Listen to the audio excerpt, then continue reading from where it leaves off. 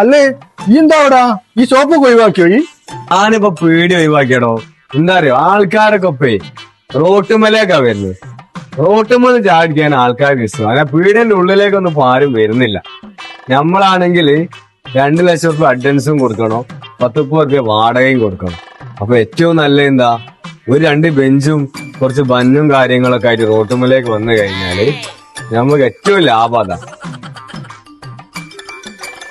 അല്ലടാ, ഈ ഇത്രയും വെറൈറ്റി ചായ കൂടെ കൊടുക്കുന്നുണ്ട്. എനിക്കൊരു രസം കേൾക്കണം. ഞാനേ ചായ 10 ഉറുപ്പ്യായിട്ട് എത്ര കാലായിന്നറിയോ ഒരു 12 ആക്കാൻ വേണ്ടി നോക്കുന്നത്. ഇതുവരെ എനിക്ക് കഴിഞ്ഞില്ല.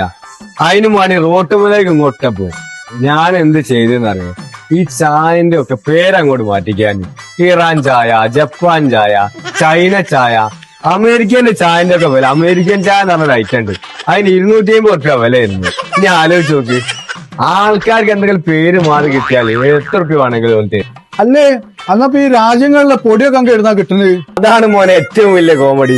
എല്ലാം ഒരേ ചായപ്പൊടി തന്നെയാടോ. അതൊന്നും ആൾക്കാർക്ക് പ്രശ്നമല്ല, പേര് മാറിയാ മതി. പണ്ട് ഞങ്ങൾ ചായക്ക് വില കൂട്ടാൻ വേണ്ടി സമരം ചെയ്താ ആ ഒന്നും നടന്നില്ല. ആ സമയത്താണ് എന്റെ കടയില് ഒരാള് വന്നു, ബന്നിന് എത്ര വിലാന്ന് വെച്ചു. ഞാൻ പറഞ്ഞു ബന്നിന് 10 ഉറുപ്പ്യ. അപ്പൊ എന്നോട് പറയാ 5 ഉറുപ്പ്യന്റെ മേലോട്ട് ബന്നിന് വില എടുത്താല് എന്നെ കണ്ണാൻ തച്ചൊട്ടിക്കും.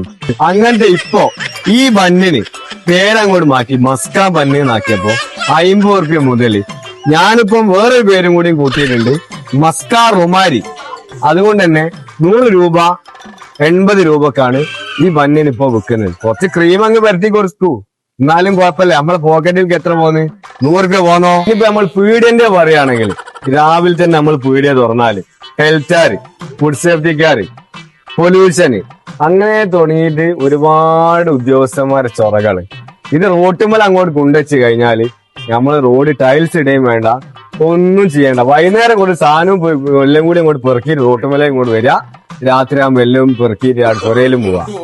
വാടകയും കൊടുക്കണ്ട, കറണ്ട് ചാർജും കൊടുക്കണ്ട, വേസ്റ്റിന്റെ പൈസയും കൊടുക്കണ്ട. അപ്പൊ ഈ പറയും ഏതാക്കി ലാഭം? ലക്ഷങ്ങൾ മുടക്കി തുടങ്ങണ ഓരോ കച്ചവടവും ഇങ്ങനത്തെ ഒക്കെ കാരണം കൊണ്ടല്ലേ കൂട്ടി പോന്ന്.